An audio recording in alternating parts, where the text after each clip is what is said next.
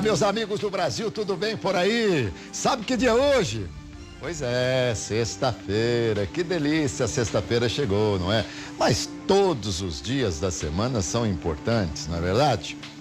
Estamos no ar com o nosso Visão Geral de hoje. Visão Geral, uma visão diferente no seu dia a dia. Meus amigos, certa vez um jovem pediu ao dono de uma loja para usar o telefone. Ainda que não quisesse escutar a conversa, era impossível deixar de ouvir o que o jovem falava. Ele dizia assim: minha senhora, quer me contratar para limpar o jardim da sua casa? A mulher respondeu: não, eu já tenho quem limpa o jardim da minha casa. Ele insistiu: mas eu posso deixar o seu quintal muito bonito. E ela então disse: mas quem limpa para mim também deixa o meu jardim muito bonito. Mas eu posso cobrar um preço justo, disse o jovem. Ela respondeu: mas eu já pago um preço justo. E completou dizendo: estou muito satisfeita com a pessoa que limpa o jardim da minha casa. Depois de desligar o telefone, o dono da loja chegou perto do jovem e lhe disse: vi que você está procurando emprego. Quer trabalhar aqui comigo? O jovem respondeu: não, eu não estou procurando emprego. Eu trabalho para essa senhora com quem falei há pouco ao telefone. Eu só queria saber o que ela acha do meu trabalho. Somos avaliados o tempo todo por nossos superiores, mas saber o que realmente significamos para as empresas e pessoas é fundamental. Isso nos ajuda a crescer dia a dia. E hoje, meus amigos, eu vou conversar com uma pessoa que é campeã em comunicação. Áurea Regina de Sá, jornalista e coach de comunicação e minha ex-colega de trabalho. E você não sabe a alegria, o prazer que eu tenho em recebê-la aqui. Tudo bem, querida? Recíproco. Obrigada, Alberto. Tudo bem com você? Áurea, quanto tempinho, hein? Bastante tempo, pois né? Tivemos a é. oportunidade de trabalhar juntos numa emissora de TV. Pois é, mas hoje é uma delícia. Entrevistar você, tenho certeza que vai ser maravilhoso, privilégio que poucas pessoas têm. Eu sei que o Jô já teve, eu estou tendo um privilégio hoje. Tá Para mim é que é uma honra, o privilégio, a chance de poder falar sobre esse assunto que eu gosto tanto. Áurea, se alguém me encontrasse na rua e me dissesse assim: olha, você se lembra da Áurea? Eu falei: jornalista? É. Ah, trabalhei com ela, então me conta, como é que ela é? Olha, a Áurea é uma pessoa extremamente séria. Raramente eu a vi sorrindo assim, gargalhada. Eu garanto que nunca vi a Áurea dar uma gargalhada. Séria, competente, focada no trabalho. Eu estaria falando exatamente o que definiria você? É o que as pessoas falam de mim, é também a maneira como eu me vejo. E muitas pessoas se surpreendem quando ouvem a Áurea dando uma gargalhada, por exemplo.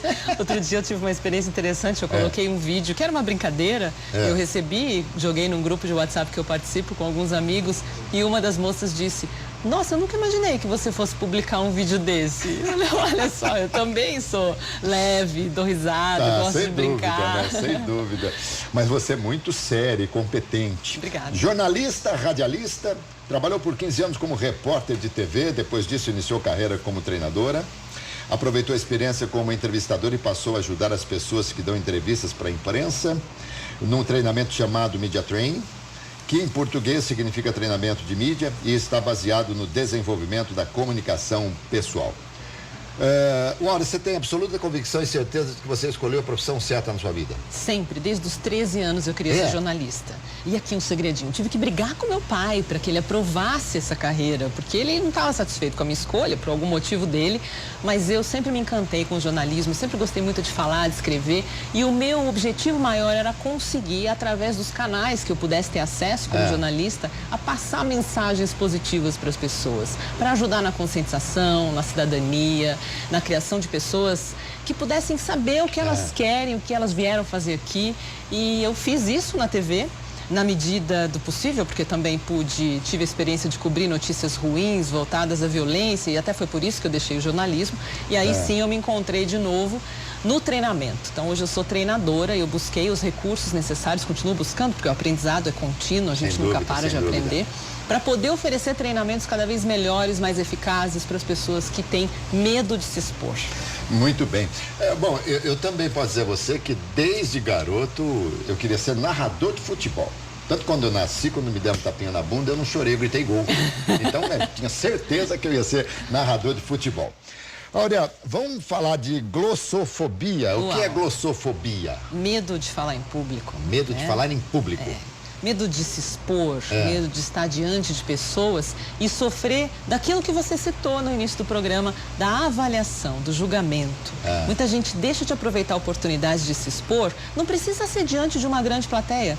Pode ser diante de um grupo pequeno ou até diante de um interlocutor só, como eu estou aqui à sua frente, porque tem medo de se expor, tem medo de achar que o outro vai ficar avaliando. Mas será que ela é boa mesmo o suficiente? Será que ela é tão bonita para aparecer na TV? Será que ela é realmente inteligente? Sim. Será que ela sabe fazer o que ela está falando, que sabe? Então, ninguém está fazendo essa avaliação. Na real, ninguém está fazendo essa avaliação. A pessoa mesmo fica processando essas dúvidas porque ela não se sente confiante. Olha que interessante. Tudo está baseado na autoconfiança. Aquela tal história da pré-ocupação, que é ocupar-se antes do fato ter ocorrido. Então, e normalmente 99% das preocupações que temos não se verificam, graças a Deus. Não existem.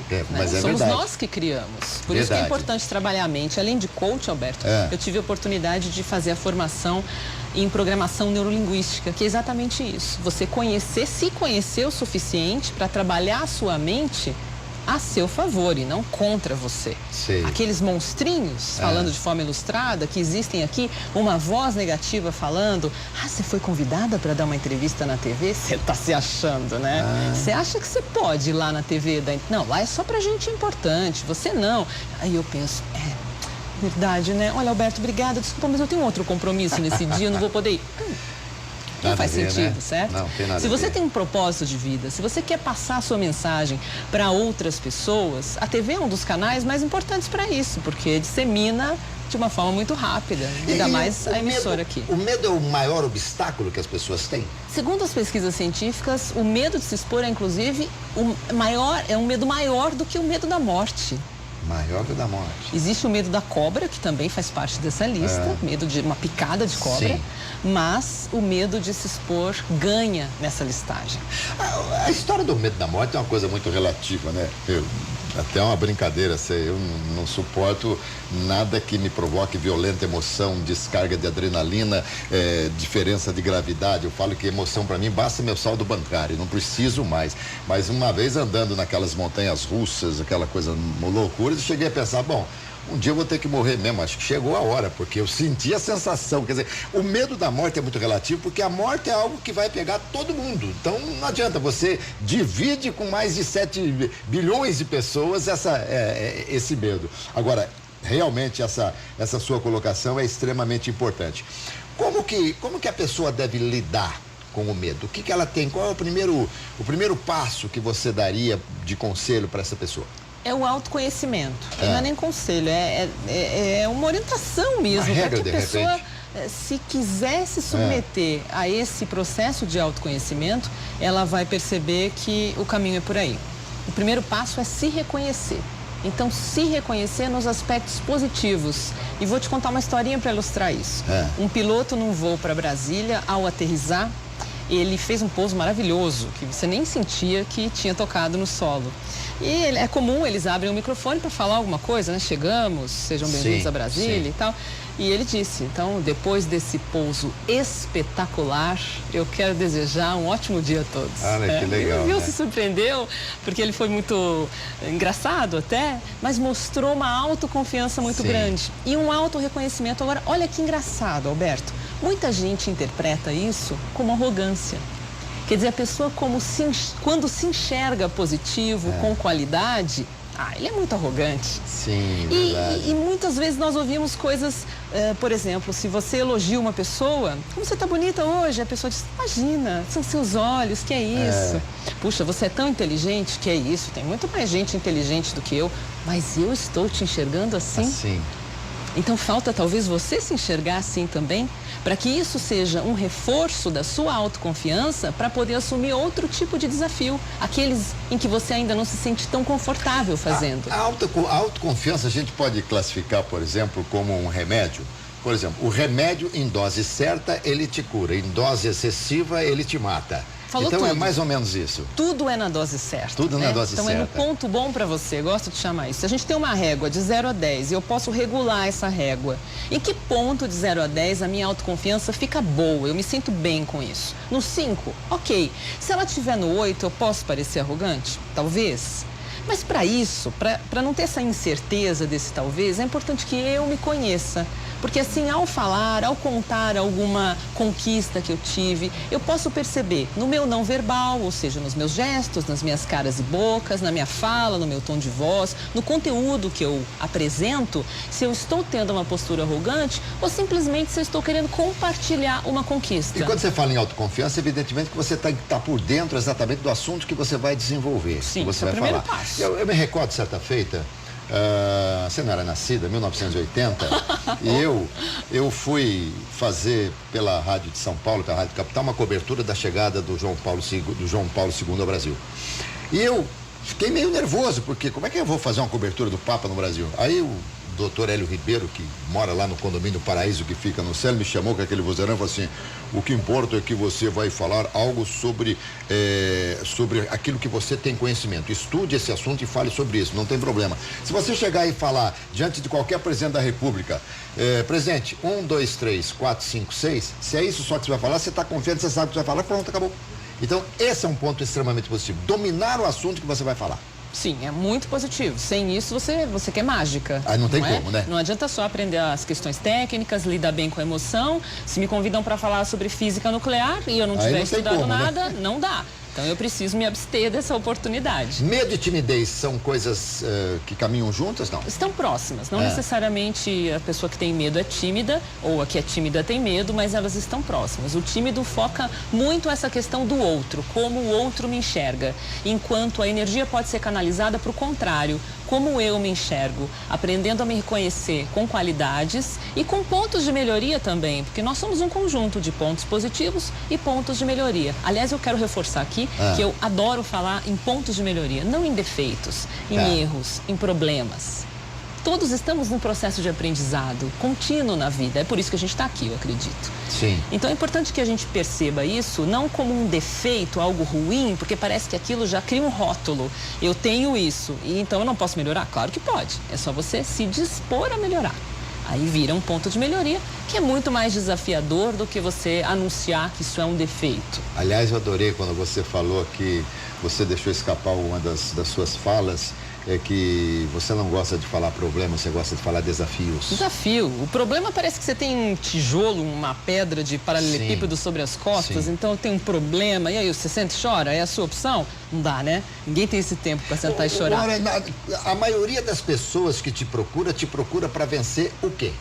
A dificuldade de se expor, de falar em público ou de dar entrevistas, que caminham muito juntas, porque ao dar entrevista eu também estou a serviço do público. Você, em primeiro lugar, que é meu interlocutor direto, os profissionais que estão no estúdio e quem está em casa me assistindo. Sei. As pessoas estão me avaliando, com certeza, porque isso é inerente ao ser humano. Agora você... Mas eu não estou preocupada com isso. Nesse momento você está falando em público, talvez por um público muito maior, gigantescamente falando, do que caberia numa sala. Isso, exatamente. Né? Então você está falando em público agora, e muitas pessoas chegam aqui. E confesso a você, isso não estou procurando aqui, não quero me vangloriar de nada absolutamente, mas as pessoas falam assim ao final da entrevista ou quando estão caminhando nos corredores aqui para sair da emissora: olha, eu cheguei aqui muito nervoso, mas você me deixou muito à vontade. Isso é uma coisa, talvez não tenha sido eu que tenha deixado à vontade. Acho que todo o composê da entrevista acabou. A pessoa chegou aqui, viu o ar-condicionado gostoso, sentindo-se bem, todo mundo aqui trabalhando, receptividade e tal. Então, tudo isso aí acabou cooperando para que a pessoa se sentisse tranquila. Sim, isso é verdade, isso acontece. E o contrário também. Quando um apresentador, um repórter ou um interlocutor que não seja da mídia, uma pessoa, você vai numa reunião, você chega lá, ao invés da pessoa te deixar à vontade, ela tão endurecida que nem se percebe assim, acaba deixando o outro mais preocupado, né?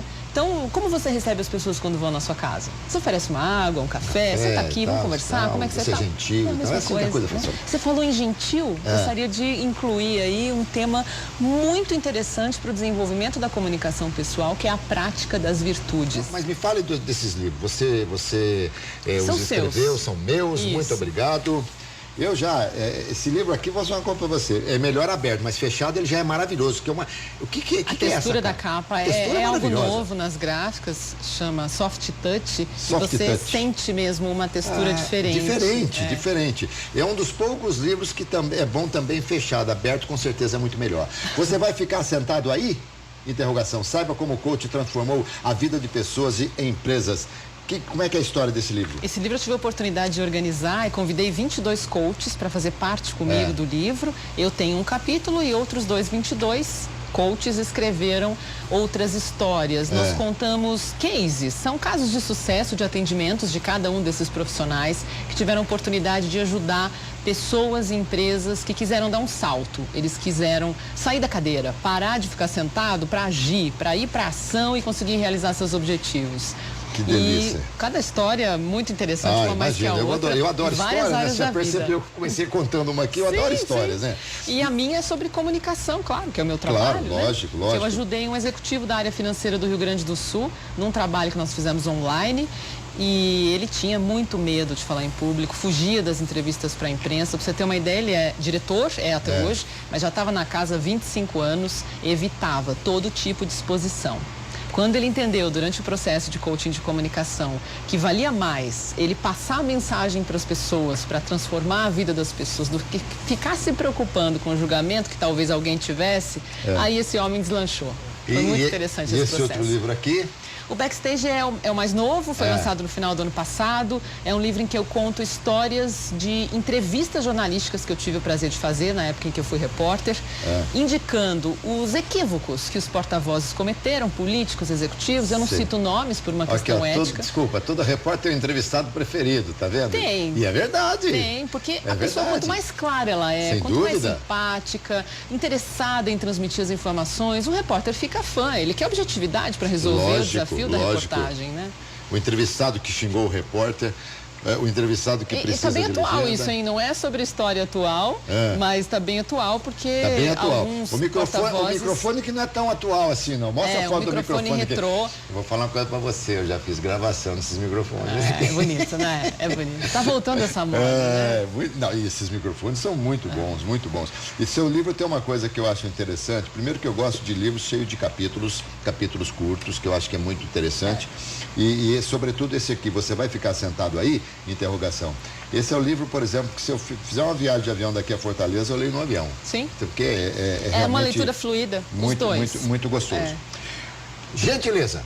Fale-me sobre isso. Gentileza é uma das virtudes, né? O que são virtudes? Não é nada ligado à religião. São virtudes, são práticas boas, positivas, aquilo que a gente aprendeu em casa, né? Que a gente teve a oportunidade de ter contato e muitas vezes, no decorrer da vida, alguns de nós se esquecem disso, das virtudes, e começam a praticar os vícios, que são o contrário das virtudes. Então, por exemplo, gentileza é virtude, grosseria poderia ser um vício. Tá. Por que muitas vezes nós deslizamos e cometemos isso, os vícios? Porque nos esquecemos das virtudes. O chamado é: acorde, esteja atento para a sua postura, para a sua forma de ser e se comunicar, porque a comunicação é só o reflexo de quem somos. Nós projetamos através da palavra, da escrita, do não verbal, aquilo que nós temos por dentro. Então, quando nós, por exemplo, manifestamos uma grosseria, nós estamos nos desconectando de nós mesmos, da nossa essência, que é virtuosa, que é positiva. Entendi. E acabamos, muitas vezes, interagindo de forma inadequada com o outro. Por isso o chamamento é: vamos praticar as virtudes, né? São a gentileza, a humildade, a solidariedade, a generosidade, a paciência, porque isso nos ajuda a produzir uma comunicação mais eficiente. Agora, como é que você conseguiria tirar um defeito desse apresentador aqui que usa demais as mãos para falar? Que defeito? Vamos lá. Não sei se é defeito. O que você enxerga, tá vendo? Já mudou. Já mudou. Já amenizou. Não, eu quando estou falando, eu agito demais. Eu falo, eu não consigo. Você já deve ter percebido. Eu estou falando e as minhas mãos parecem que estão mexendo em alguma coisa na cozinha, mexendo numa panela, alguma coisa. Eu fico o tempo todo falando, mexendo com as mãos. Quer dizer que se a gente tirar o som da TV, vamos achar que você está cozinhando e não apresentando um programa de entrevistas. Vamos lá. Primeiro que a impressão que a pessoa tem normalmente é de que ela exagera ou falta alguma coisa. Então tem as duas declarações. Ou eu exagero muito, eu gesticulo demais, ou eu acho que eu pareço um robô quando eu falo. Qual é o meio termo? Qual é um bom termo? Você precisa se conhecer. Então você pode, no seu caso, que apresenta vídeo, pode assistir esses vídeos e tentar analisar. Será que é exagero? Se eu tirar tudo, vai parecer robô? Se eu deixar o meio termo, vai ficar mais interessante? Experimente um pouco menos. Muda essa régua de lugar, tá? Agora, uma dica interessante, só para completar esse raciocínio, é fazer gestos que você faz variados. Se eu ficar aqui falando, assim. Pois é, Alberto, porque a comunicação, o telespectador começa a contar os gestos que eu estou fazendo e perde a atenção na minha mensagem. O que eu quero é que ele preste atenção, então, ouça a mensagem. A diversidade de movimentos pode, se for um movimento contínuo, repetitivo, torna-se cansativo. Mas se ela tiver variedade e coerente com o conteúdo. Sem dúvida. Eu quero dizer que o ambiente é amplo, tem muita gente, eu não posso dizer que é pequeno. Exatamente. Então tem que casar a fala com o conteúdo. Eu me lembro uma vez que, acho que numa das palestras que eu assisti, né? Que a pessoa falou mais ou menos alguma coisa sobre isso, que ela dizia assim, quando você falar todos vocês, você não pode falar todos vocês.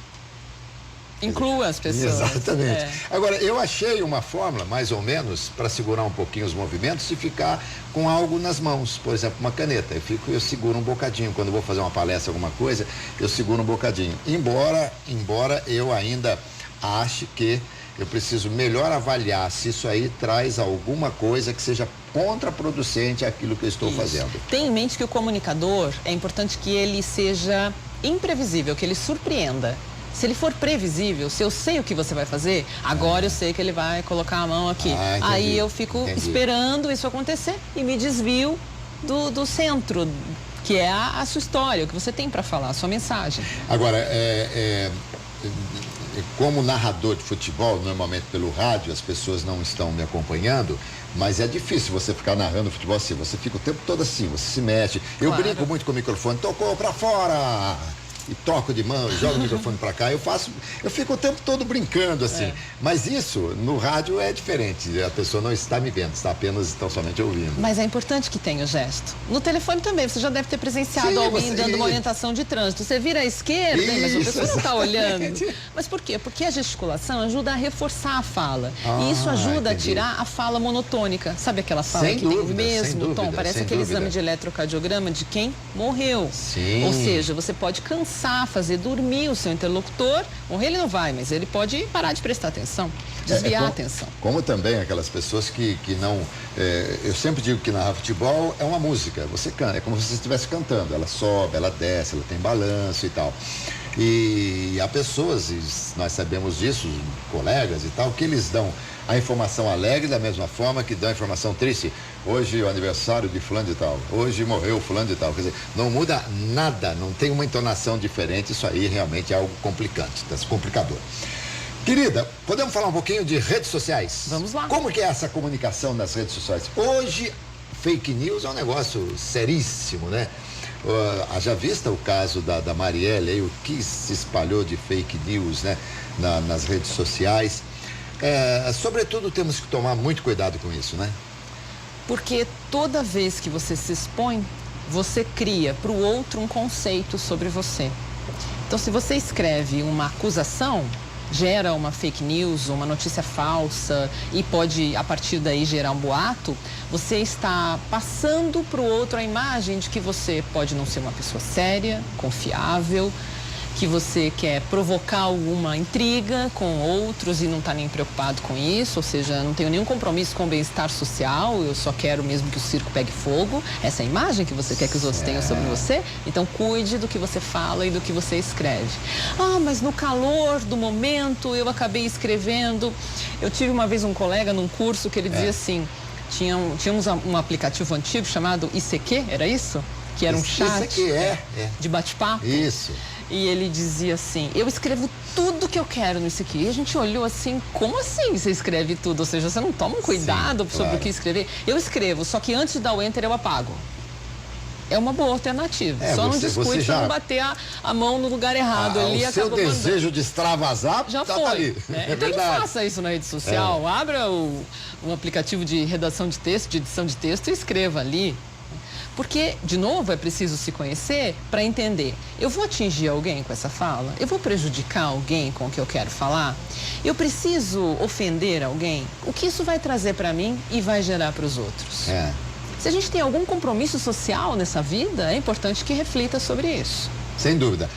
Até porque a palavra, depois que ela é jogada, primeiro, muitas pessoas vão ler aquilo, vão ficar com a determinada imagem, ainda que você faça a correção, muitas pessoas que leram não vão ler. E aí vai ficar essa imagem para frente, sem contar os compartilhamentos que acabam trazendo mais consequências ainda, inclusive à luz da lei, a pessoa está transgredindo a lei e é passível, devido aos crimes de internet, é passível também das sanções da lei e é preciso tomar muito cuidado sobre isso. Alberto, se você me permite, tem um filme que ilustra muito bem isso que você acabou de falar, em que um padre, numa celebração, ele conta uma história de uma orientação que ele fez para uma mulher que se disse arrependida por ter criado um boato que prejudicou uma pessoa. Sim. Então ele disse, você vai fazer o seguinte, como se fosse uma reprimenda, uma penitência, tá? Isso. Você vai pegar um travesseiro, vai subir em cima de um telhado e vai levar uma tesoura com você, você vai cortar esse travesseiro.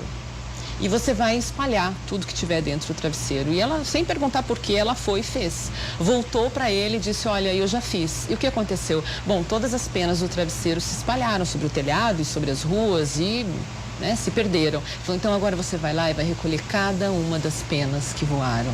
Mas eu não consigo fazer isso. Pois é, esse é o efeito do boato que você gerou. Verdade, olha, extremamente muito valiosa interessante, essa história. Muito valiosa.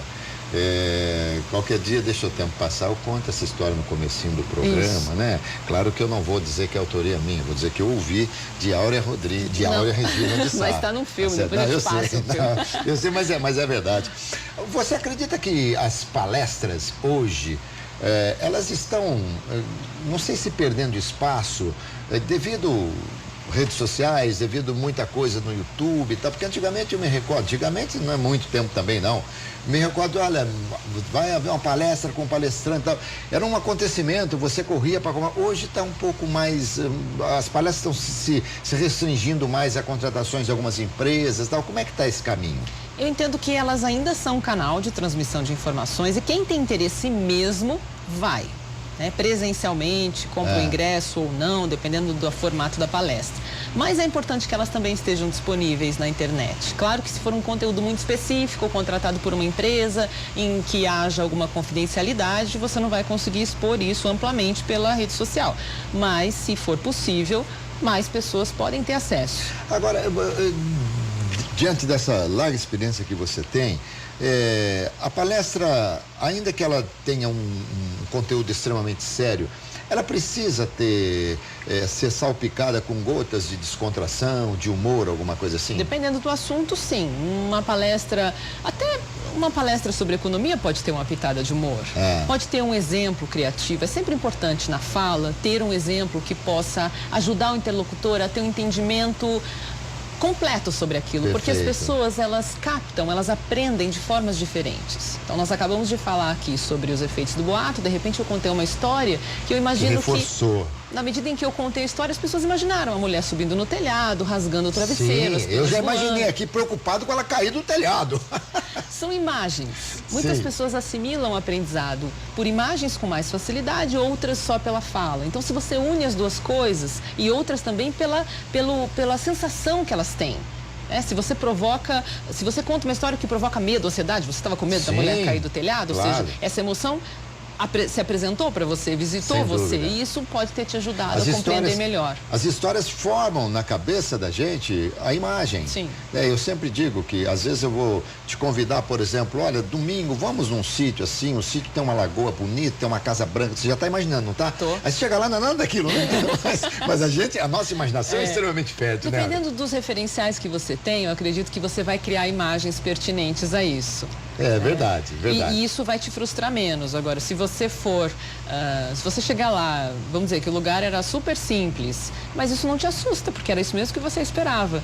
Agora, se você imaginou que ia num cenário de cinema e não era... Se decepciona. Vamos falar um bocadinho sobre o que inspirou Chico Buarque na música Olhos nos Olhos. Olho no olho, é muito importante olho no olho em qualquer segmento da vida, não? Qualquer interação, qualquer tipo de interação, num atendimento ao público, num balcão de farmácia, farmácia. O olho no olho passa confiança, passa interesse e gera aceitação, porque você percebe que se o outro está com os olhos focados nos meus, ele está me dando um pouco do tempo dele para eu me manifestar também. Então eu fico aqui preso. Agora, se eu começo a falar com você, porque olha, não sei, viu, Roberto? Você fala, é melhor eu encerrar a conversa, né? Vou me despedir e vou embora, porque a pessoa não está interessada. Isso não é só falta de educação, né? É mais do que isso. Eu costumo falar o seguinte, que o olhar é tão importante, né? Esse olho no olho é tão fundamental que, por vezes, por exemplo, terminar um relacionamento amoroso de muito tempo, não é fácil, concorda comigo? Chico Buarque, ele disse que os olhos falaram isso e acabou. Quando olhastes bem nos olhos meus, o seu olhar era de adeus. Imagina o que transformou tudo, um olhar transformou toda aquela conversa apenas e tão somente no foco, no olhar e puro e simples. Então, eu realmente acho extremamente importante. Na televisão, sobretudo, né? Você está olhando na câmera assim, você dá uma viradinha de olho assim, pronto, já... Pode passar a ideia de que a pessoa não sabe o que está falando, ou ela está buscando uma mentira para colocar ali no lugar de um conhecimento que ela deveria ter. Ou seja, olho no olho passa a verdade. Agora, muita gente não se dispõe a fazer isso porque não se sente bem, né? Então a pessoa olha para baixo, Sim. Ela não se sente confiante para olhar nos olhos de igual para igual, porque somos iguais, todos somos iguais. Pois é, eu falei do final de um relacionamento, mas o início de um relacionamento também está nos olhos, Tem né? muito, Pois é. A expressão do é jeito forte. que você me olha, vai dar namoro. Olha aí, não é verdade? É o início do negócio, tá certo? Isso aí. E quanto o vestimento, quanto a forma de você se postar diante, digamos, de uma televisão, diante de um público, como é que você orienta as pessoas? Tudo comunica. Não dá para desprestigiar a importância da vestimenta, de uma maquiagem, de um corte de cabelo, de um cabelo penteado. É importante que a gente tenha em mente, reforçando, qual é a imagem que eu quero que o outro tenha de mim. Então, eu sou convidada para dar uma entrevista aqui no seu programa, uma entrevista para você. Eu não posso vir com uma blusa de alcinha, com os ombros aparecendo, com um decote. Sei. Eu quero ter uma imagem de pessoa séria, como a imagem que você falou que tem sobre mim, porque Sim. isso é importante para mim, isso é valioso para mim, né? As empresas não me contratariam para fazer treinamento se eu não tivesse essa postura. Perfeito, então, perfeito. E eu me sinto bem dentro dessa postura. Agora, se isso é algo que te ofende, que te angustia, né? Por exemplo, eu sempre gostei de andar decotada, com roupa curta, então eu não vou aceitar fazer esse trabalho que é mais sério. Entendi. Então não aceite, porque se isso vai transformar a sua vida, deixar você triste, é melhor não fazer. Em relação ao homem, por exemplo, paletó e gravata, como é que você vê? Depende do cargo que a pessoa ocupa, né? Depende da atuação dela. Ela deve usar o terno e gravata porque é assim que a sociedade enxerga uma pessoa séria. Tá bom, você vai me dizer que muitos engravatados são corruptos, estão atrás das grades, e é verdade. Existe Isso. sempre exceção, né? Isso. A gente sabe Sim. disso. Mas você é partidária de que se você vai a uma recepção, se você for bem vestida e todo mundo estiver mal vestido, você não vai se sentir mal. Mas se você for mal vestido e todo mundo estiver bem vestido, você se sente mal? Sim. Essa Você tem que estar adequado, lógica. né? Todos devem estar adequados. Então, na mesma medida em que você avalia o público de uma plateia, para quem você dará uma palestra, para entender que tipo de vocabulário você vai usar, qual é o tom da sua conversa com essa plateia, você também deve imaginar qual é o tipo de vestimenta que essas pessoas estarão para eu também me adequar a esse ambiente. Por exemplo, um casamento, vamos dizer assim, super chique, na igreja mais badalada da cidade, eu vou de shorts? Não. Não pode, Eu né? chamarei mais atenção que a noiva, Não, com talvez, toda se isso certeza, com acontecer. toda certeza. Então, qual é o seu objetivo? É se adequar aos padrões? Mas me adequar aos padrões é contra os meus valores, porque isso me engessa. Bom, vivemos na Terra, país Brasil, é aqui, assim que funciona Sem até dúvida. agora. Isso muda com o tempo. Eu me lembro muito daquele exemplo da Leila Diniz, que foi flagrada de biquíni, grávida, com um barrigão na praia no Rio, e aquilo na época foi um escândalo. E hoje em dia isso é normal? E é normal, não é? Uma mulher grávida com biquíni, decente, Aliás, nenhum problema. Aliás, mulher grávida, eu acho maravilhosa mulher Sim. grávida. Quando uma mulher se engravida, é sinal de que Deus quer que o mundo continue. Sim. Porque virá mais um ser ao mundo. E sem contar que mulher grávida fica mais bonita, hein? Fica. É impressionante. Mas essa era a forma de interpretação da sociedade Lá naquela atrás, época. né? Isso já mudou. Ainda bem. Áurea Regina de Sá. o Jô falaria, eu adorei conversar com você. Obrigada, querido. Mas eu adorei ótimo. mesmo de coração, Eu também, querida, fiquei viu? muito à vontade. Que delícia. Você realmente falar contigo. deixa o entrevistado à vontade. Ai, que bom, Áurea. Meus amigos, conversei com essa moça com que eu tive o privilégio e o prazer de trabalhar na Bandeirantes, né? Trabalhamos juntos na Bandeirantes, querida Áurea. Hoje, sexta-feira, vamos lá, hein? Ó, afrouxar o nó da gravata. Que delícia, mas com moderação sempre, hein? Sempre. E paciente no trânsito para não ser paciente no hospital, tá bom? E não se esqueça que eu volto à noite às 7 horas com o RF Sport Clube. Tchau, até mais. Foi ótimo.